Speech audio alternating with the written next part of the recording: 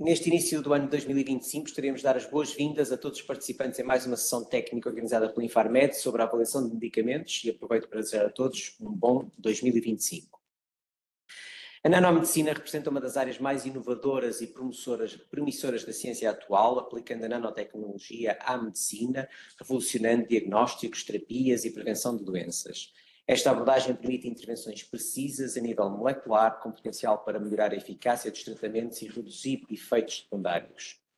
A professora Helena Florindo, da Faculdade de Farmácia, que tem aqui ao meu lado, da Faculdade de Farmácia da Universidade de Lisboa, membro da nossa Comissão de Avaliação de Medicamentos, desenvolve no seu laboratório um trabalho de investigação multidisciplinar centrado no desenvolvimento dos nanomateriais e irá partilhar connosco as principais propriedades e aplicações dos nanomedicamentos e nanovacinas. Ficaremos a conhecer os principais desafios que se colocam ao nível da ciência dos processos de fabrico e do aumento de escala à transposição destas inovações da investigação para a prática clínica, a fim de garantir a eficácia e a segurança dos nanomedicamentos. Ser-nos-ão apresentados alguns exemplos de medicamentos comercializados e terapias inovadoras e promissoras para os nanomedicamentos. Agradecemos desde já à professora Helena a sua disponibilidade para a partilha de conhecimento nesta área tão atual e premente. Muito obrigado. Permitam-me só fazer uma pequena referência. Depois da apresentação irá haver um período para discussão. Pedíamos que quem estivesse interessado em participar colocasse questões no chat e levantasse a mão através do sistema informático, de modo a que depois possamos interagir. Muito obrigado. Senhora professora, muito obrigado. Obrigada, bom dia a todos. Queria começar por agradecer o convite para estar aqui hoje e para partilhar convosco um bocadinho dos fundamentos relacionados com o desenvolvimento de nanomedicamentos, as propriedades que são mais prementes e aquelas que nós devemos ter em atenção quando olhamos para a eficácia destes sistemas, mas também a segurança dos mesmos e a reprodutibilidade associada a essa segurança.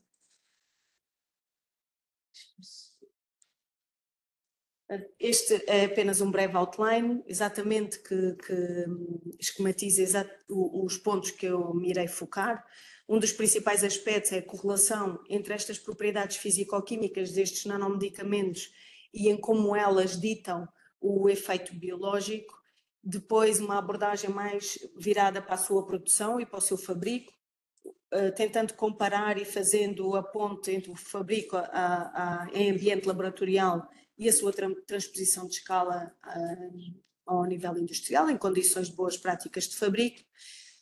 Irei dar alguns exemplos daqueles nanomedicamentos que já foram aprovados, realçando aqueles que foram, que se traduziram em pontos de viragem nesta área, não só em termos do desenvolvimento, mas também na área da ciência regulamentar. Portanto, quando olhamos para estes nanomedicamentos, e isto é verdade para qualquer medicamento, aquilo que nós temos que olhar é tentar perceber qual é a molécula biológica, qual é a substância ativa que nós temos e que precisamos de transportar, quais são as suas propriedades físico-químicas, mas começar pelo fim, ou seja, saber qual é a ação biológica que precisamos, onde é que ela tem que atuar, porque caso atue no citoplasma ou tenhamos que fazer com que ela chegue ao núcleo, por exemplo, ou à mitocôndria, a abordagem será totalmente diferente quando olhamos para uma molécula que tem a sua ação no exterior da célula ou na membrana. Depois temos que tentar perceber qual é as propriedades farmacocinéticas desta molécula em si e o objetivo será, e é isso que permite estes nanomedicamentos, é fazer com que a presença desta molécula no organismo não esteja dependente destas propriedades farmacocinéticas desta molécula, mas sim da formulação. E assim conseguimos obviar, por exemplo, curtos tempos de semivida ou limitações associadas à solubilidade, etc.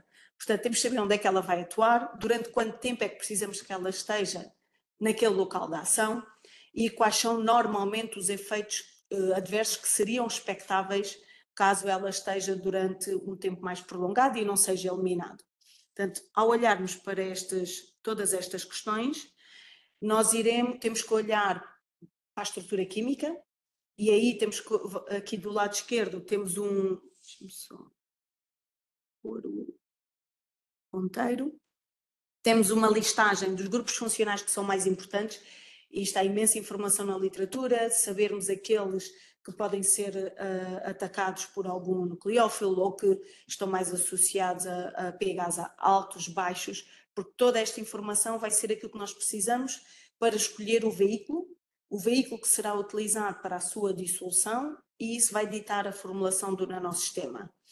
Depois temos que perceber se estamos a falar de uma molécula que é hidrofílica, lipofílica.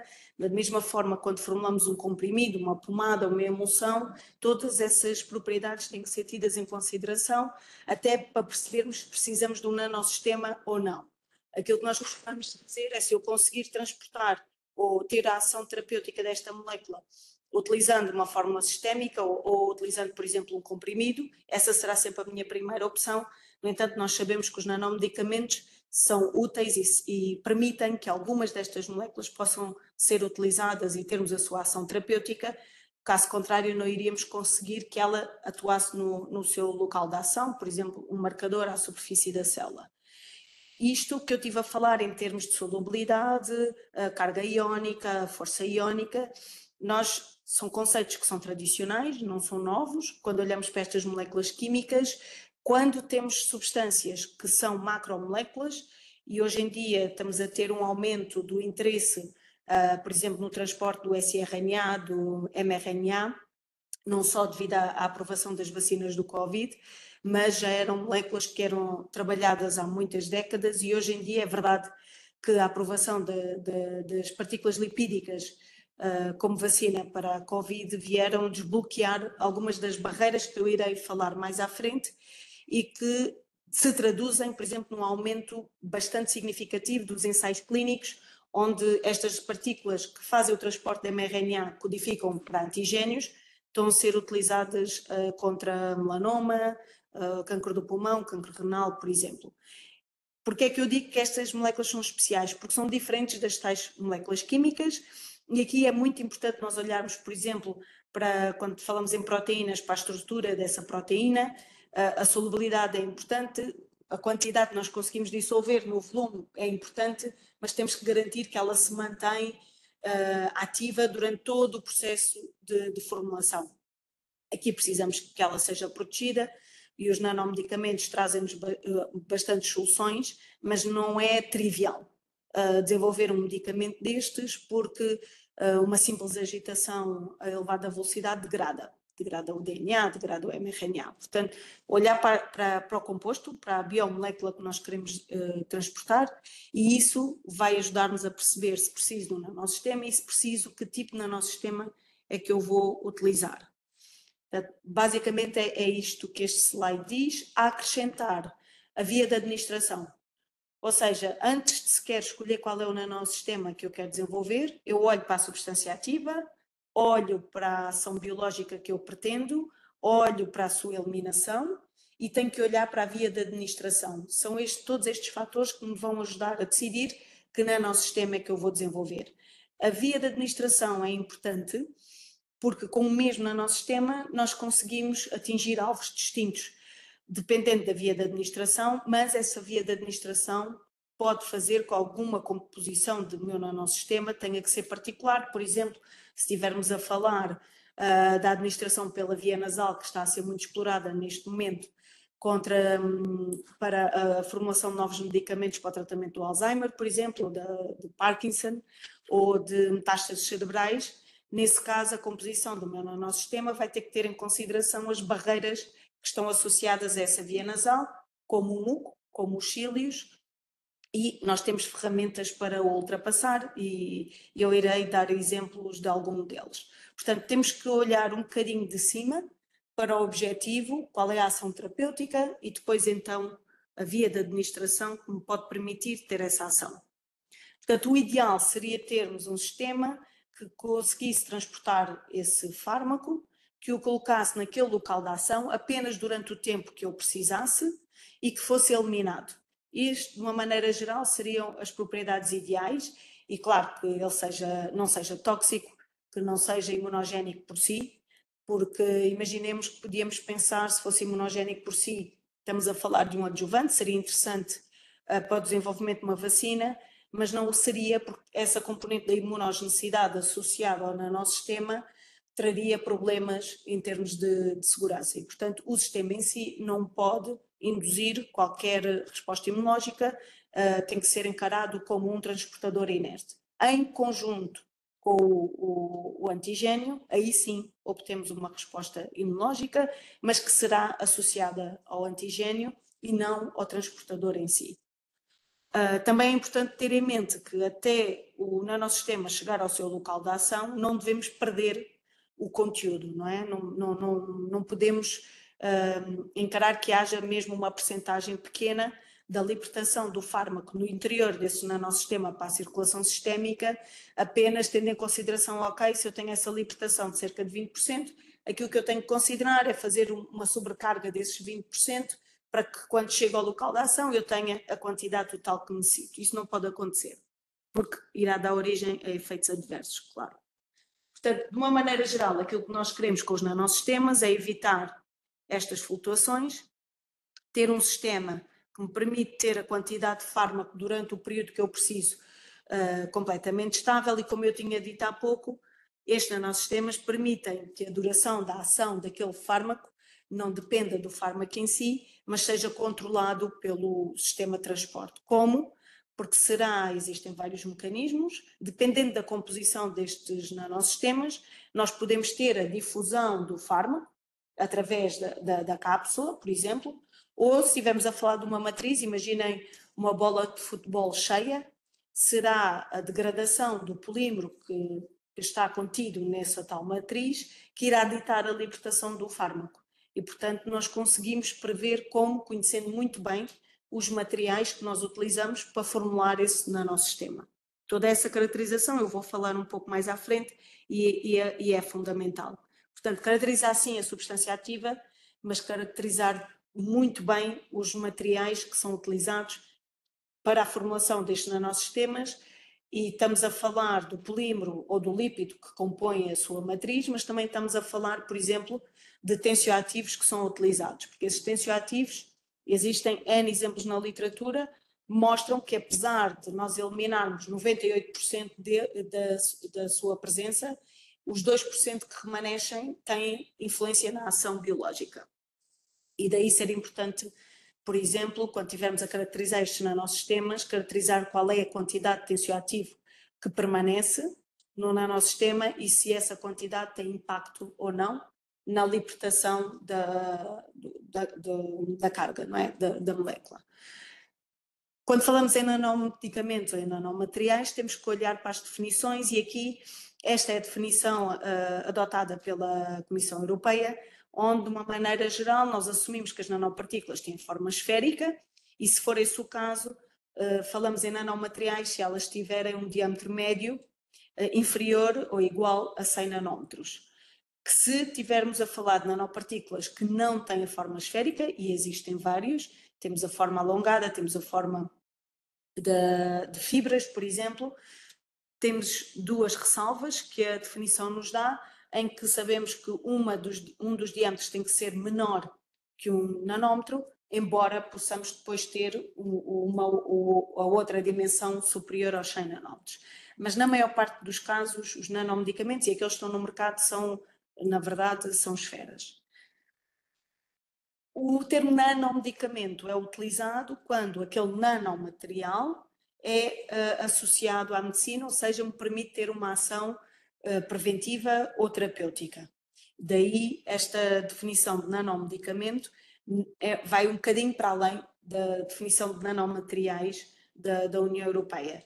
E, portanto, o objetivo é nós utilizarmos estes sistemas para aumentar a biodisponibilidade, para permitir o transporte de uma molécula que não é solúvel nos nossos fluidos corporais, para aumentar a eficácia, porque conseguimos aumentar a quantidade de fármaco que chega ao órgão-alvo e não é distribuído pelo nosso organismo, ou, por exemplo, o lipossoma que transporta a doxorubicina, na altura em que foi aprovado, permitiu obter eficácia semelhante à doxorubicina injetável, no entanto, permitia ultrapassar a cardiotoxicidade, e isso era muito importante porque permitiu ultrapassar um problema de segurança que aquele tratamento tinha, e daí a sua aprovação. Isto para mostrar que a eficácia é importante, mas também temos que olhar para a segurança, e por isso é muito importante caracterizar o impacto daquele nanossistema e do próprio transporte daquela substância ativa daquele nanossistema, porque essa toxicidade irá não estar só dependente da substância ativa, mas do transportador que nós estamos a desenvolver. Este esquema apenas vos mostra a diversidade de nanossistemas, isto é apenas um exemplo. Portanto, estão a ver aqui o tamanho do vírus influenza, que anda muito aqui no nosso ambiente, não é? E basicamente correlaciona com o diâmetro de um lipossoma. Se estivermos a falar de partículas poliméricas, normalmente o intervalo de tamanhos é maior, e podemos ter desde os 200 nanómetros até submicra. Na maior parte dos casos, se tivermos necessidade de transportar um fármaco, imaginem, e que ele tenha que ultrapassar massas de tecido, por exemplo, se estivermos a falar de um tumor, quanto mais pequeno for este nanossistema, mais fácil será ele difundir. Mas aqui nós estamos a falar em tamanho é a propriedade que é mais conhecida quando nós desenvolvemos e caracterizamos estes nanomedicamentos, e isto foi graças a estudos, por exemplo, desenvolvidos com estes sistemas, que são conjugados poliméricos, em que temos uma cadeia de um polímero, esse polímero é conjugado a um fármaco, e quando entra em contacto com um meio biológico, um fluido corporal, forma um novelo. E estamos a falar de diâmetros médios entre 5 nanómetros, 10 nanómetros, e o que nos permitiu concluir é que esta tal flexibilidade da cadeia polimérica e a deformabilidade deste tal novelo tem um impacto enorme na capacidade do nanossistema de infiltrar os tumores sólidos. Portanto, não é só o tamanho que é importante, a carga também o é, mas estão a aparecer cada vez mais estudos que correlacionam a forma e a tal deformabilidade com o impacto em termos da ação biológica que estes nanossistemas têm. E esta era uma das lacunas que nós tínhamos na nossa área, porque havia pouco conhecimento associado à correlação entre estas propriedades físico-químicas e a ação biológica, porque aquilo que se olhava era o desenvolvimento de uma nanopartícula capaz de incorporar a quantidade de fármaco ou de proteína, por exemplo, que eu necessito, mas assumia-se que a lipídicas teriam maior capacidade de fundir com a membrana plasmática, mas que as poliméricas também entravam por endocitose e, portanto, acabavam por conseguir entrar na célula. Hoje em dia, mesmo no campo da oncologia, porque é onde a maior parte destes nanossistemas estão a ser explorados, é muito na área da oncologia, nós sabemos que a célula tumoral é o nosso alvo, mas para além dessa célula tumoral, temos um ambiente em que ela se localiza.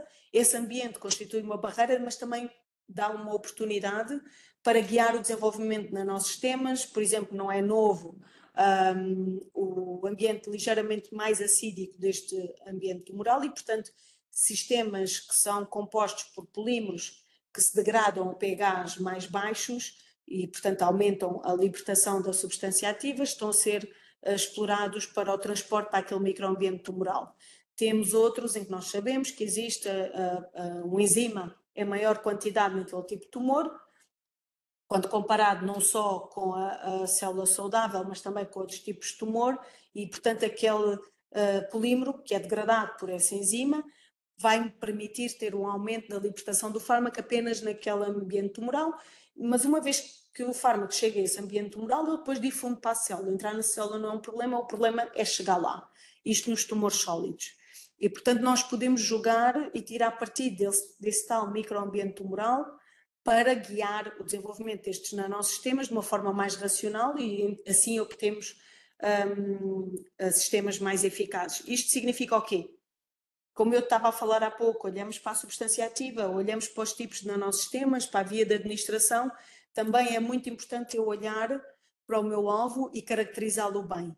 E isto, tendo em conta a evolução enorme que tem havido na área da biologia molecular, na sequenciação, nos multi-omics, não é? A transcriptómica, a proteómica, nós conseguimos ter este conhecimento mais detalhado do que é aquele microambiente tumoral, ou por exemplo no cérebro, o que é que está associado àquelas placas que são formadas, por exemplo, na doença de Parkinson, e assim saber e usar esse conhecimento para, no fundo, otimizar a superfície destes nanosistemas ou a sua própria composição. E isto agora nós estamos numa fase ideal para que isso aconteça, porque temos todas essas tecnologias à nossa disposição e a acompanhar todas as tecnologias que nos permitem caracterizar estes nanosistemas de forma muito precisa. Porque, por exemplo, quando eu modifico a sua superfície como um péptido para ligar àquela célula, eu tenho que saber qual é o número de péptidos que eu tenho por área naquela nanopartícula, tenho que saber o número de péptidos por nanopartícula e tenho que mostrar porque é que aquele número de péptidos é o ideal. E aí, como é que nós mostramos? Com o paralelismo com o efeito biológico e os estudos mecanísticos que nós desenvolvemos. Portanto, isto é uma listagem extensa das propriedades que são mais importantes e tem tudo a ver com aquilo que eu tenho vindo a falar. Tamanho, muito importante a distribuição de tamanhos, e às vezes as pessoas falam no diâmetro médio, mas o diâmetro médio não chega.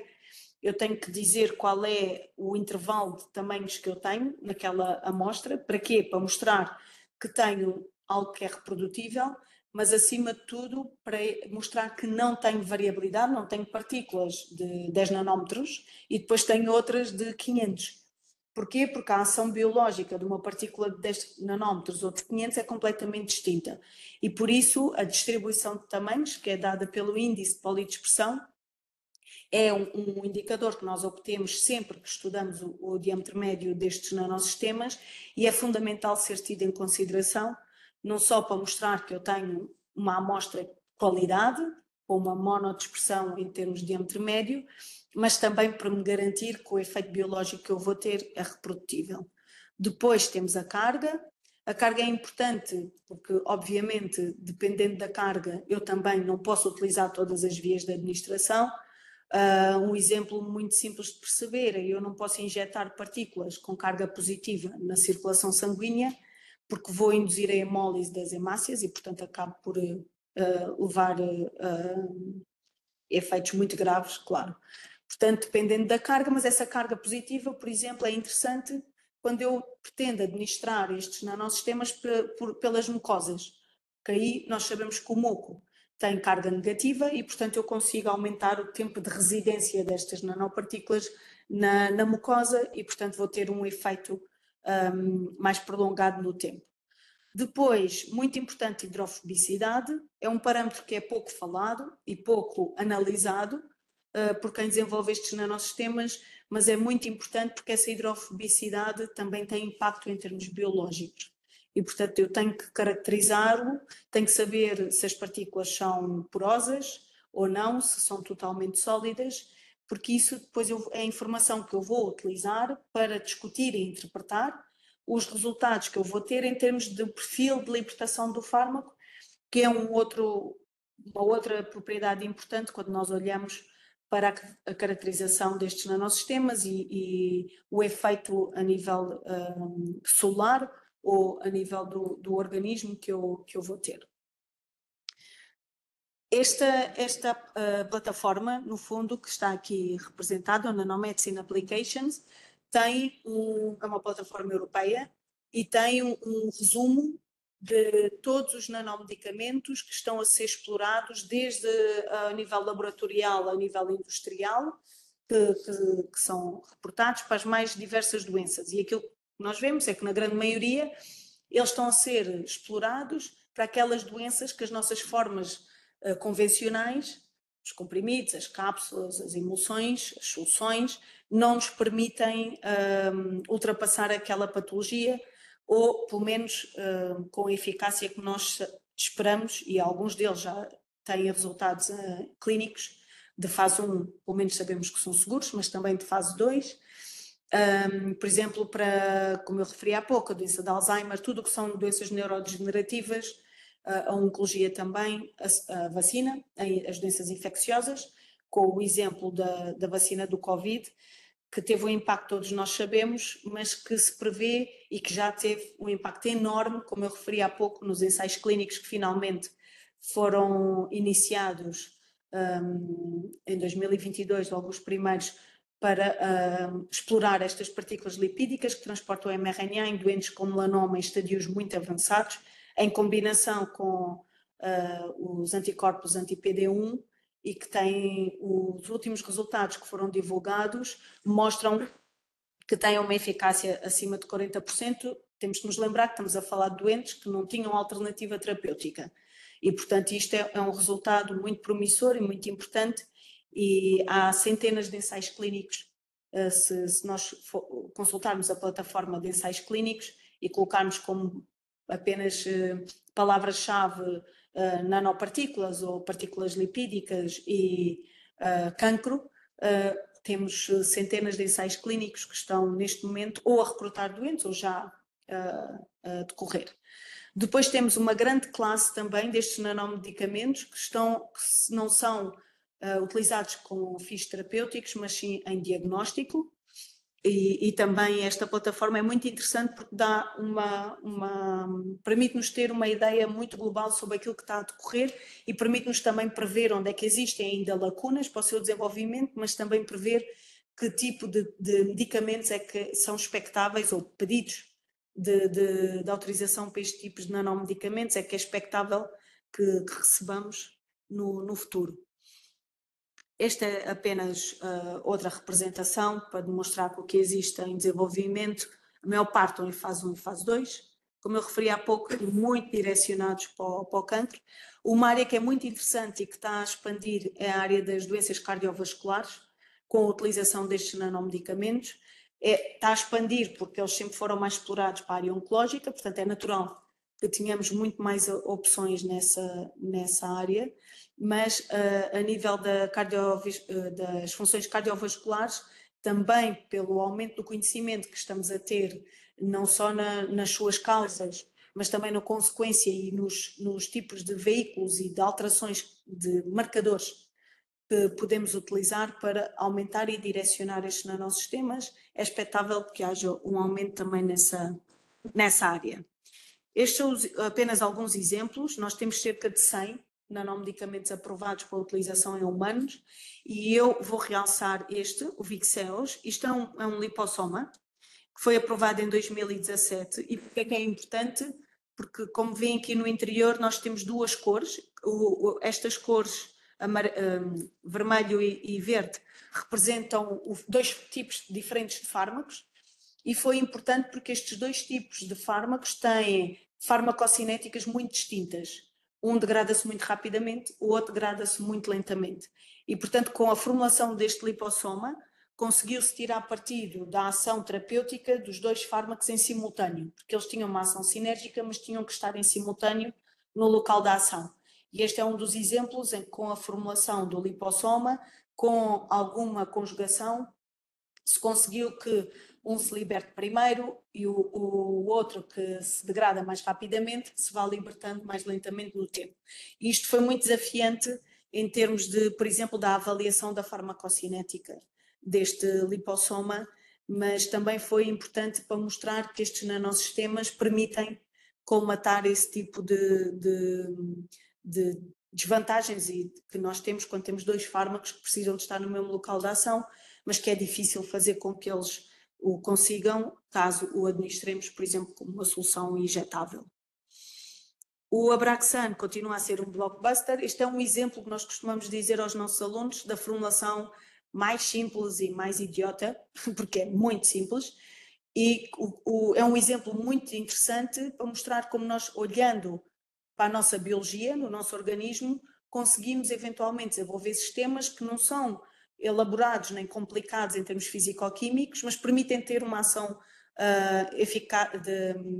biológica enorme, e o não ser complicado é uma vantagem, porque às vezes essa é outra observação que às vezes nós temos, é que enquanto que a nível académico e no desenvolvimento de novos nanosistemas é expectável que se tenha um sistema novo, com um polímero novo, com um lípido novo, com N tipo de marcadores à superfície, mas depois na realidade, em termos práticos, não é possível caracterizar, não temos metodologias que permitam dizer do péptido A, B e C quanto é que eu tenho, são sistemas altamente complexos, não há dados de segurança relativamente a esse polímero ou a esse lípido novo, e portanto o que pode trazer novidade em termos académicos e que dá origem a um artigo muito interessante, depois tem um bloqueio enorme para se conseguir fazer a transposição de escala desse nanossistema. E, portanto, quanto mais simples este nanossistema for, melhor. Isso é indiscutível. E este é um desses casos em que, basicamente, estamos a falar de uma partícula de albumina, em que nós sabíamos que é o principal componente do nosso sangue, não é? E que nós sabemos que há absorção de outros compostos à sua superfície, e aquilo que se percebeu na altura, isto foi caracterizado após até o seu desenvolvimento, é que no tumor da mama há uma subexpressão desta tal proteína SPARC, a quem esta albumina se liga. E, portanto, temos um transporte que não é ativo no sentido em que eu modifiquei a superfície desta partícula, mas é a sua própria composição que faz com que estas partículas acumulem naquele tumor e que, portanto, libertem o paclitaxel que é transportado por elas. Esta foi uma partícula que hoje em dia podemos falar de uma segunda geração, em que foi substituído o cremofor, que era utilizado porque chegou-se à conclusão que ele era o componente da formulação que estava muito associado à indução de efeitos adversos.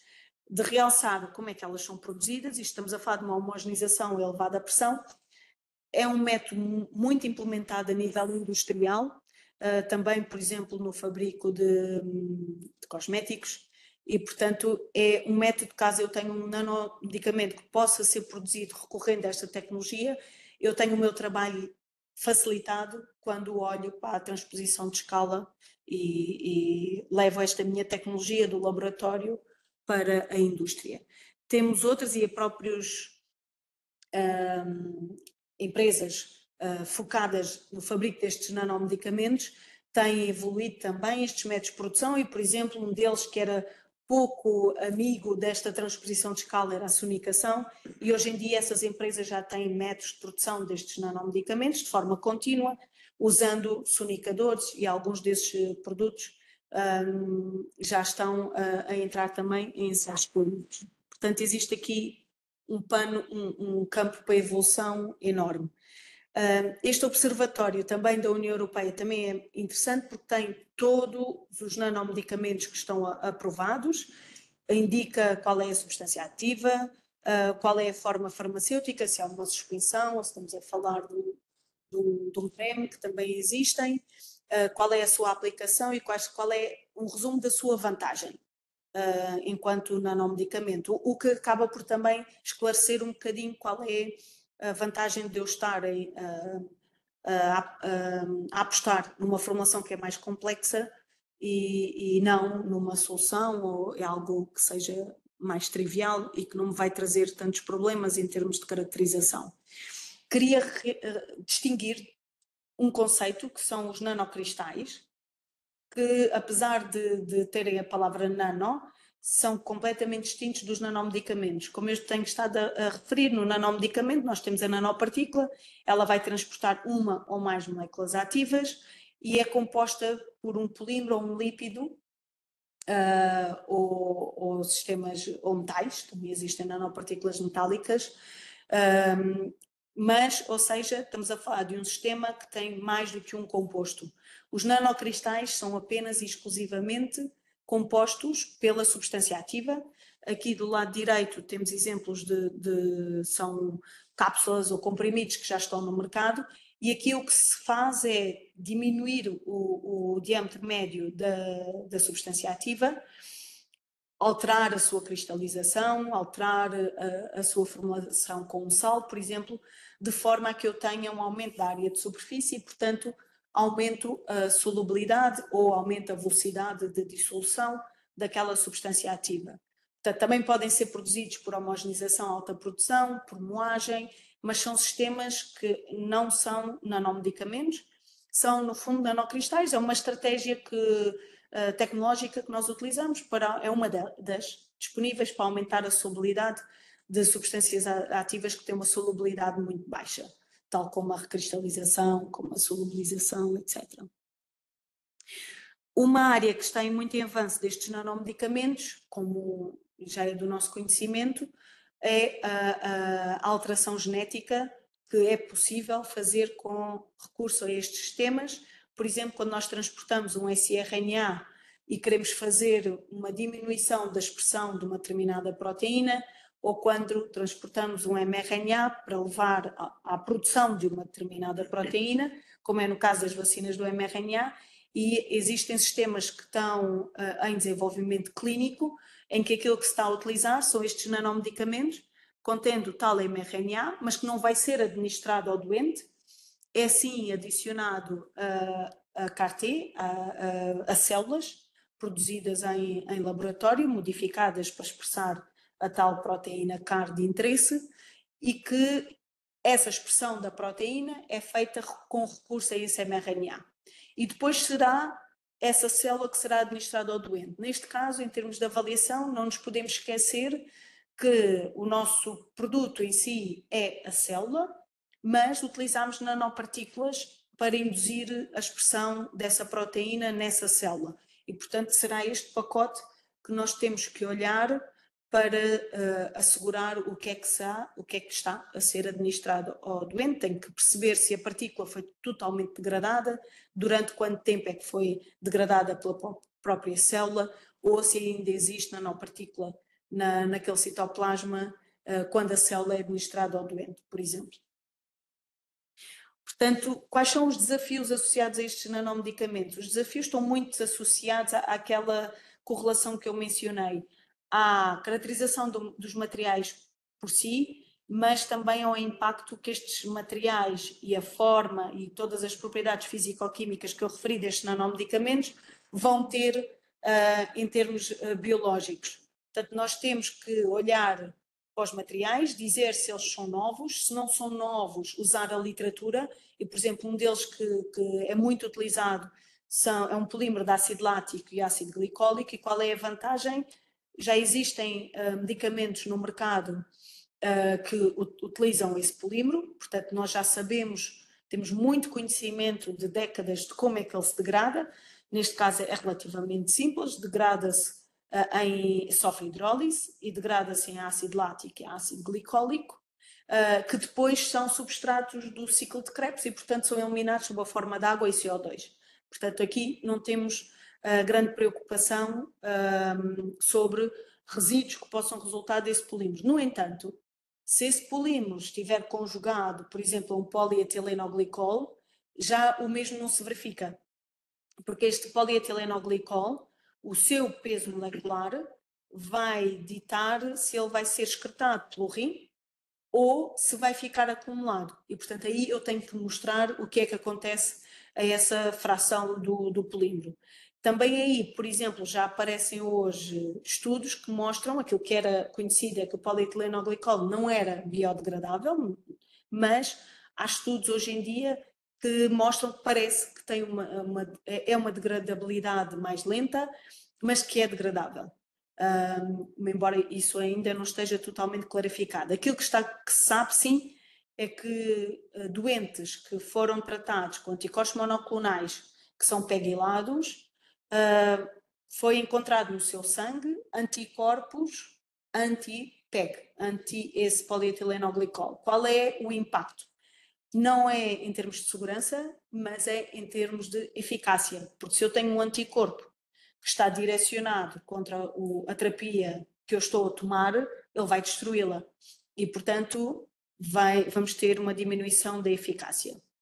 Portanto, isto mostra que é importante eu mostrar e analisar os meus materiais, mas também caracterizar bem o que é que lhes acontece no organismo, onde é que se acumula e durante quanto tempo. E isso está relacionado com a caracterização físico-química, e isto é algo que se faz. Aqui não temos grandes desafios. Temos desafios, sim, quando estamos a falar, por exemplo, de uma vacina que eu não irei injetar no sangue, injeto por via intramuscular, por exemplo, e em que é suposto eu não encontrar a minha proteína ou o meu péptido na circulação sanguínea. Então, como é que eu irei mostrar o perfil de biodistribuição e de farmacocinética deste composto? Tem que ser nos tecidos. E aí sim, já temos alguns desafios para tentar desenhar e mostrar um ensaio deste tipo. Portanto, se eu pedir um ensaio de libertação deste produto, é relevante, mostra-me durante quanto tempo é que eu poderei esperar a libertação daquela proteína, mas dificilmente eu consigo correlacionar essa libertação com algo que eu encontro no sangue, porque não é suposto que isso aconteça, e se encontrar é mau sinal. Portanto, eu tenho que o fazer, tenho que quantificar, a não existência depois então faz com que eu tenha que ir encontrar nos tecidos e mostrar onde é que há essa acumulação. Se é no baço, nos nodos linfáticos, que esses são os órgãos que são o nosso alvo, no caso das vacinas, mas se eu encontrar, por exemplo, no coração, não é expectável e tenho que demonstrar qual é a consequência dessa acumulação, por exemplo. Portanto, tem que olhar para o diâmetro médio e para a distribuição de tamanhos. Não vou alongar-me mais aqui porque já falámos sobre isto e aqui temos várias técnicas, mas é importante que nós sejamos críticos também relativamente às metodologias que utilizamos. Eu, quando utilizo o equipamento para determinar o diâmetro médio, obtenho sempre um resultado. E esse resultado tem que ser discutido, porque eu posso expressá-lo de diferentes formas. Por exemplo, eu posso expressar esse diâmetro médio em termos de intensidade, ou seja, qual é a percentagem de partículas que eu tenho com aquele diâmetro médio, em termos de volume, qual é o volume das nanopartículas que eu tenho com maior intensidade, por exemplo, ou em termos de número. E o número, normalmente, a forma que é mais frequente a ser apresentada é em termos de intensidade, mas nós devíamos apresentar, na verdade, as três formas, porque esse é como se fosse uma impressão digital muito mais fidedigna daquela população de nanopartículas que eu ali tenho, porque se eu tiver uma nanopartícula apenas que tenha um diâmetro médio de 500 nanómetros e o meu diâmetro médio da população em geral que eu obtenho é de 100, se eu expressar em termos de intensidade, essa nanopartícula de 500 nanómetros não me aparece no gráfico, mas ela existe. Não é? E vai ter impacto em termos biológicos. Portanto, se eu apresentar em termos de intensidade, número e volume, tudo fica ali explícito e eu tenho a certeza do que é que eu tenho em termos da população de nanopartículas. Normalmente, para caracterizar estes nanomedicamentos, não se utiliza apenas uma técnica, utilizamos combinações de técnicas, exatamente por isto, para tentarmos ter o máximo de informação possível sobre aquela distribuição de tamanhos, e normalmente aquilo que se utiliza é a microscopia, seja de varrimento, seja às vezes, por exemplo, quando estamos a falar de lipossomas ou partículas lipídicas, temos que utilizar criotermo, o que significa que temos que ter a amostra congelada, mas isso é algo que terá que ser feito caso a caso, e essa acaba por ser também uma mensagem destes nanomedicamentos. É difícil ter normas muito específicas, porque a maior parte dos casos vai estar relacionada com a composição destes nanomedicamentos e que é muito variada, como vos tenho vindo a falar, e portanto não há forma de eu dizer temos que utilizar este equipamento e este equipamento, tem que analisar estas características e ficamos satisfeitos com a informação que obtemos. Vou passar esta parte. Outro aspecto que é importante é a tal carga da superfície. Eu não consigo medir exatamente a carga de superfície, aquilo que eu meço é uma medida dessa carga. E esse é o termo que é definido como o potencial zeta. Muito importante o meio em que eu meço essa carga, e por isso, quando nós recebemos a informação sobre aquela carga daqueles nanomedicamentos, eu tenho que olhar e tenho que saber, tem que me ser dito qual é o meio em que foi medido, porque esse meio é que a carga associada a esse meio é que eu posso utilizar para tentar perceber se estamos a falar de partículas altamente negativas, mais próximas da neutralidade ou positivas. Depois, em termos de loading, para complicar, eu sempre falei até agora, pelo menos daquilo que me tenho apercebido, em incorporação de sistemas de fármacos ou de proteínas, mas também podemos ter sistemas em que nós temos incorporação e adsorção à superfície. E aí traz-nos dificuldades adicionais, porque eu tenho que caracterizar quanto é que está absorvida à superfície e tenho que caracterizar como é que ele é libertado dessa superfície e em que medida é que isso tem impacto em termos da ação, em termos de eficácia, mas também em termos da reprodutibilidade daquela formulação que eu estou a desenvolver. Eu não posso ter nanopartículas em que tenho, por exemplo, este tipo de adsorção e outras em que tenho este tipo. Isso não me irá permitir ter uma... porque não é previsível, não é controlável e eu não consigo ter uma reprodutibilidade em termos de diâmetro médio.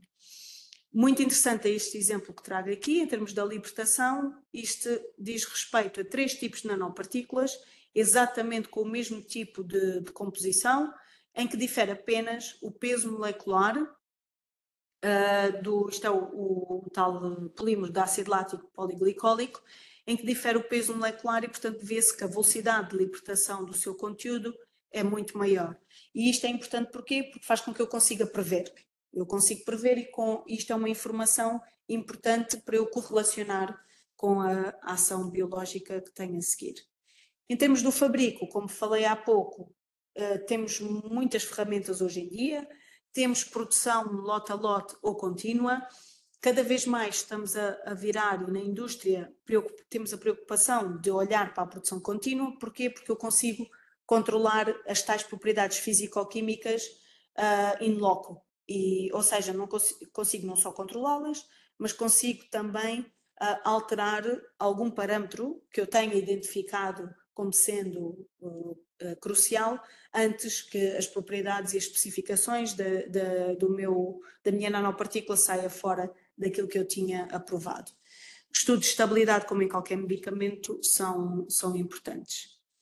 Portanto, temos que olhar para quais são os atributos e que atributos são esses. Estão muito relacionados com o material, estão relacionados com os parâmetros do processo que eu vou utilizar e aqui é relativamente fácil, quando se desenvolve estes nanosistemas, nós sabermos exatamente o que é que tem impacto nos atributos de qualidade, seja a velocidade da homogeneização, a pressão na tal homogeneização de elevada velocidade, por exemplo, e portanto eu tenho que definir exatamente quais são os parâmetros do processo, as propriedades dos meus materiais e assim olhar para e saber em que medida é que isso tem impacto na qualidade daquele produto.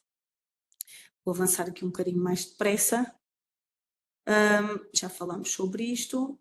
Em termos do desenvolvimento clínico, aqui o grande desafio que temos tido associado a estes nanomedicamentos é exatamente o desenho dos ensaios clínicos, que muitas vezes não é feito de forma mais adequada, olhando para o facto de termos uma suspensão com nanopartículas e não uma solução com a substância ativa dissolvida.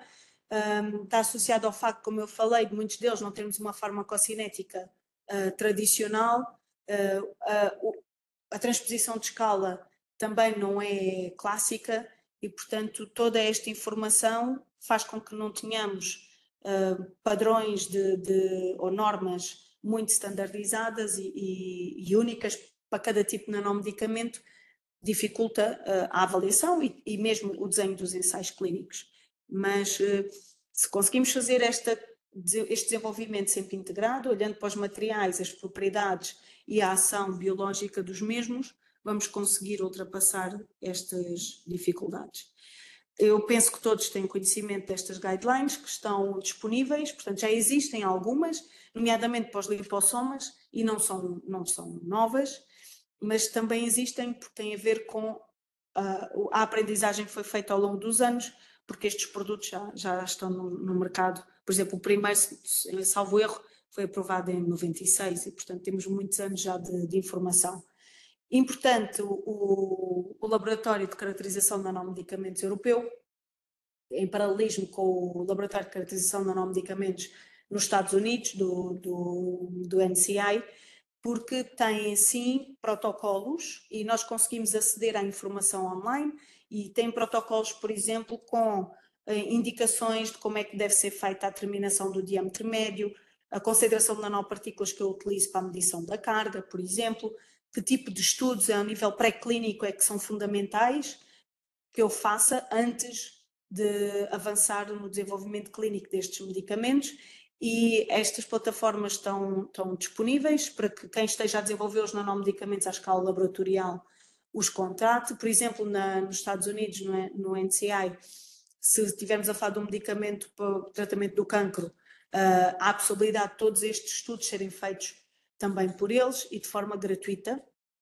desde que se candidate e seja aceite, que é exatamente este aqui, que depois podem ter acesso e consultar, porque tem imensa informação. Eu apenas tenho aqui alguns exemplos da tal cascata de ensaios que é recomendada, é extensa, mas é aquilo que eles definiram, tendo em conta exatamente isto que eu dizia, a caracterização dos materiais, dos nanossistemas, da substância ativa, claro, e da sua ação biológica, que eu preciso para ter segurança de que tenho um produto com qualidade suficiente para permitir ter a eficácia e caracterizar o mecanismo de ação daquele nanomedicamento. E pronto. E obrigada pela vossa atenção. Muito obrigado, Sra. Professora. Foi, eu diria que fascinante. Gostei imenso. Não sei se há comentários ou questões. É muita informação em pouco tempo. Eu acho que foi longa. Não, acho que foi muito, muito adequada e eu digo-lhe, fiquei realmente... Era uma das grandes promessas dos nanomedicamentos. Desapareceu. Vamos ver, está ali no chat. Era até terminar a apresentação e ver aí no... É isso. Uma das grandes promessas dos nanomedicamentos parece ser a possibilidade de desenvolver medicamentos mais seguros. Ainda assim, existe algum padrão de efeitos adversos identificados ou potenciais especificamente relacionados com as nanopartículas, ou são as nanopartículas tão variadas que não conseguimos fazer generalizações. Aqui tem muito a ver com a ação biológica e com a via de administração. Normalmente é difícil fazer generalizações, mas se nós olharmos e tivermos bons estudos de biodistribuição e onde é que elas se acumulam, já consigo prever quais são os tipos de efeitos adversos que eu posso obter.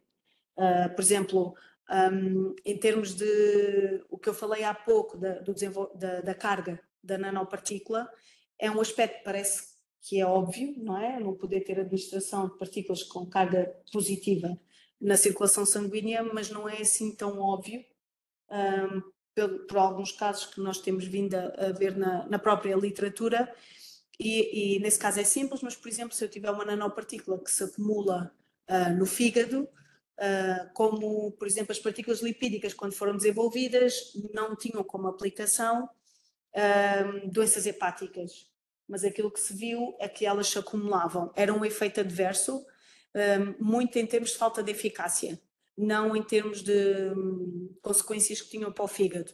E então aquilo que se resolveu foi aplicá-las então para o tratamento de doenças hepáticas. Utilizou-se uma fraqueza daquele nanossistema para termos o blockbuster hoje pela Alnylam com o delivery do siRNA. Por isso é difícil fazer uma generalização, mas temos que ter bons estudos de biodistribuição e de acumulação para conseguirmos prever eventuais efeitos adversos que possamos ter. Temos sempre o que ter em atenção, por exemplo, a indução de respostas imunogénicas. Por isso temos que assegurar que estes nanossistemas em si não são imunogénicos, e por isso existem estudos bem definidos, por exemplo, na cascata que eu vos estava a referir, onde esse estudo é muito importante e não se avança para os estudos farmacológicos enquanto esses níveis de imunogenicidade não existirem. Como é que se traduzem? Por exemplo, indução de secreção de citocinas por PBMCs do nosso sangue. Se isso acontecer é porque não é seguro e, portanto, não podemos avançar, porque isso induz respostas autoimunes, por exemplo. Mas normalmente isso não se verifica porque com a caracterização dos materiais, como eu falei, nós já sabemos se estamos a falar de um material imunogénico ou não, e ninguém vai usar aquele material. Acho que sim, vão disponibilizar a informação, não é? Sim, eu acho que nós farmacêuticos, eu sou muito otimista por natureza, mas acho que estamos numa fase muito importante e nós dizemos isso aos nossos alunos. No outro dia, por acaso, eu estava numa faculdade de medicina onde diziam que existia uma enorme oportunidade em termos de formulação e que existia pouca gente vocacionada para esse desenvolvimento. Eu acho que nós, farmacêuticos, estamos na melhor posição para desenvolver estes no nosso sistema, porque temos exatamente esta visão muito abrangente que é necessário ter.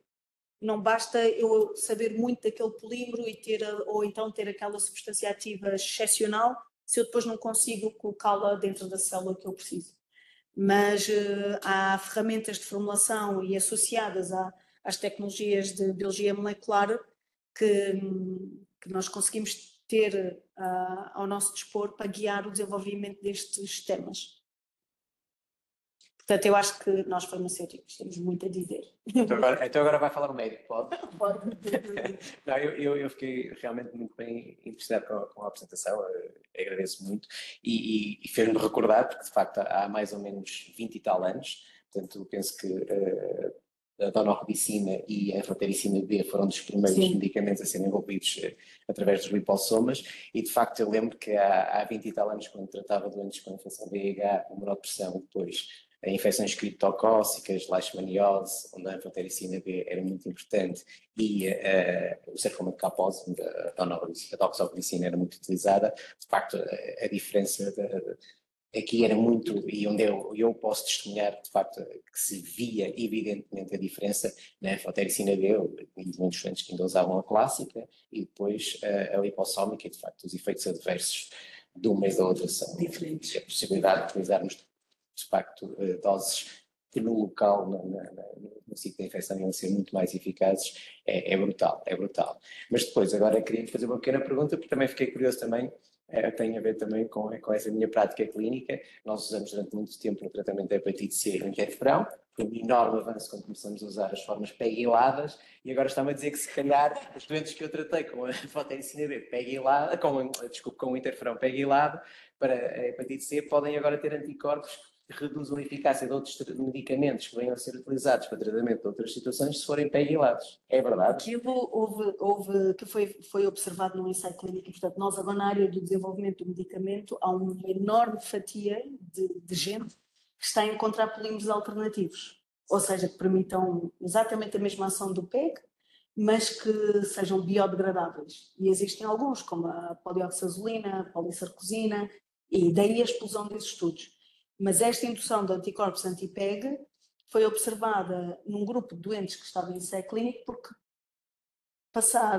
fizeram o primeiro ciclo, o segundo ciclo, e no terceiro ciclo tiveram uma diminuição de eficácia muito significativa que não era expectável e chegaram à conclusão que era pelo PEG. Mas não se pode generalizar porque tem a ver com o peso molecular do PEG que foi utilizado, tem a ver com a frequência de administração, com a quantidade das cadeias de PEG por anticorpo que é utilizado, portanto, porque nós temos história de utilização de anticorpos e continuam ADCs com PEG e nunca tinha havido esse tipo de indicação.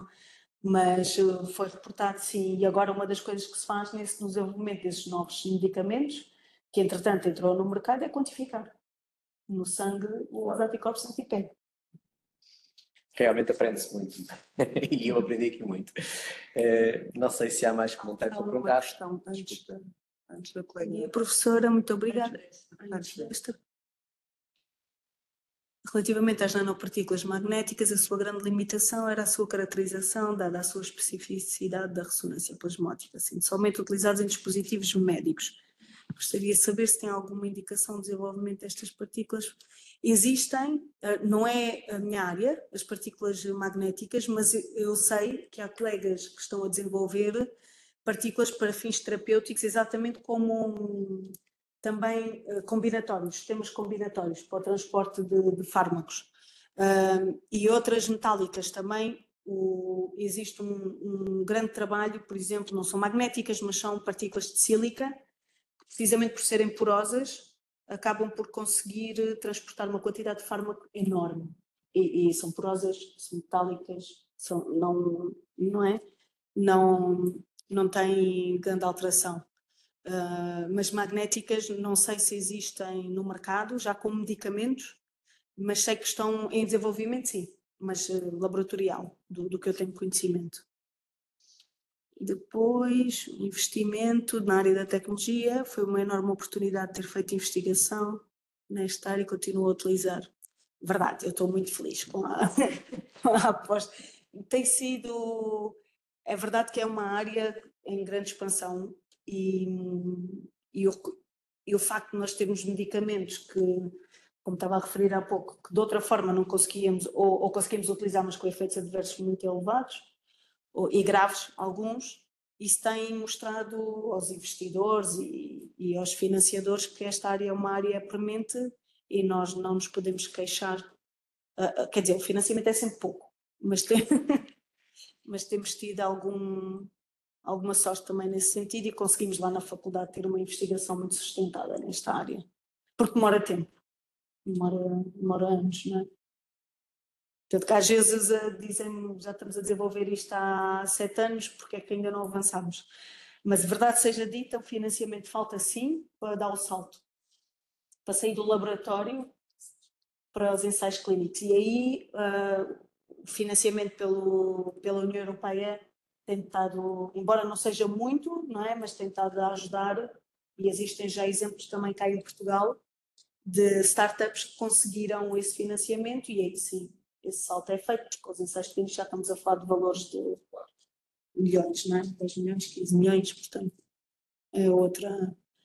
Mas obrigada pelo comentário. Bom, não sei se há mais algum comentário ou questão que queiram colocar, se não, iria agradecer a todos os que assistiram e agradecer, sem dúvida, à senhora professora Helena Florinto por esta excelente palestra e discussão. Muito obrigado. Obrigada.